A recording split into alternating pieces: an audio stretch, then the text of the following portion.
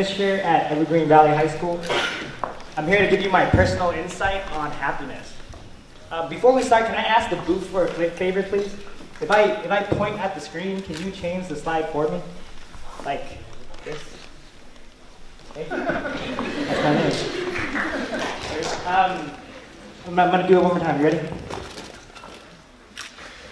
Thank you. All right, I want to preface my conversation a little bit for you before I start. I want you to know that I am not an expert. I have not done countless hours of research. I do not have databases of information about happiness. And I am definitely not an expert. But I do have a story that I would love to share with you guys and gals. The question that we're going to start with is, what is happiness? And as much as I want to tell you that I know the definition of happiness, the truth is I don't. In fact, my definition of happiness is still evolving. It has never been the same. So we'll start with someone who has thought about it a little bit longer than I have. And Aristotle states that happiness is the meaning and the purpose of life, the whole aim and the end of human existence. That's a lot to think about. I don't think I really understood that when I was younger. And to tell you my insights on happiness, I do have to start with a story that's personal to me. And I do have to overshare a little bit. So when I was younger, I was a very big mama's boy. I was the biggest mama's boy. Whenever she went somewhere, she had to bring me with her. And if she didn't bring me with her, I would cry and cry and cry until she brought me with her. I was that kind of mama's boy. I loved my mom. She was the greatest person in my entire life. But when I was younger, she would bring me to other countries, places like Vietnam. And she would meet with men that weren't my dad and did questionable things while I was in the room next door.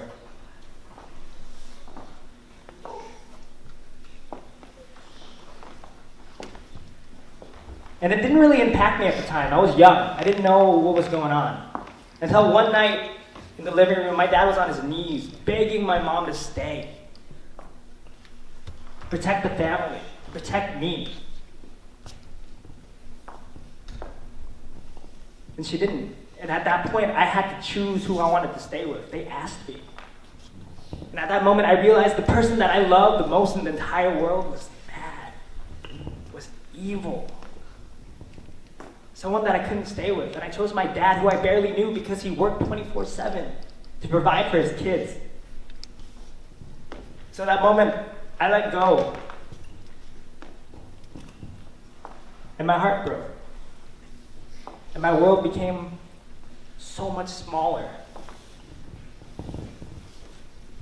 Fast forward. My dad gets remarried, and I face my second heartbreak.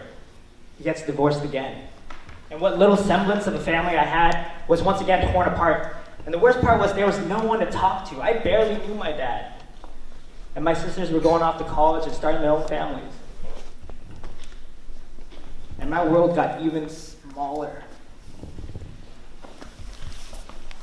In fact, it got so small that when I was a freshman in college, I had this car that was lowered and the windows were tinted so nobody could see inside, and I had a sound system in the back so I didn't have to hear anybody at all. I could be alone, driving through the world with my bike rack on top. The coolest kid in freshman college, or so I thought.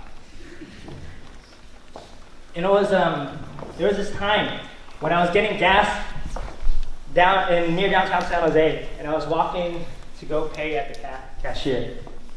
And there was this guy. He was wearing cargo shorts and a tank top, and he was passing by me, and he smiled at me. And at this time, I always had this really angry look on my face. I hated the world. I didn't want anything from it. My world was so small. He smiled at me, and all I could think in my head was, what the heck does this guy want? Why is he smiling at me in his cargo shorts and his tank top? What do you want? And he passed by me and I didn't smile, and he touched me. He said on the shoulder, I'm like, whoa, why is this guy touching me? And he says, man, why doesn't anybody in San Jose smile? You don't know what I'm going through. Why don't you just smile back?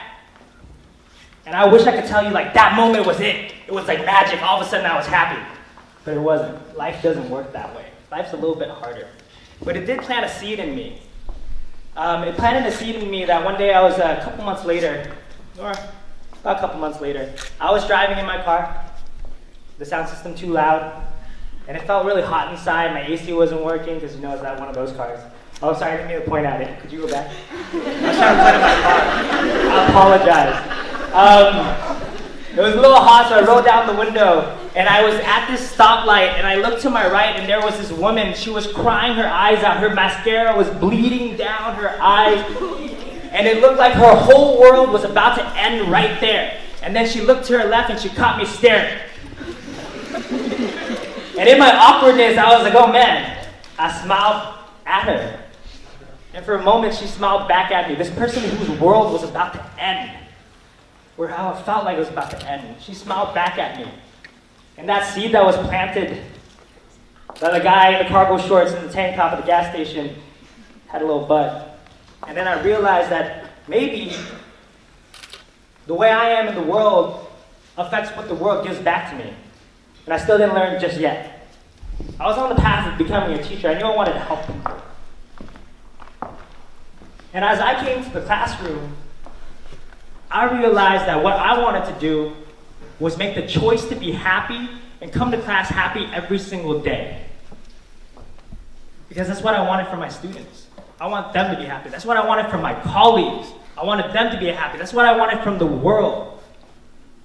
I wanted them to be happy. I realized that happiness right at that moment was a choice. I had the choice to either be a victim or an adventurer.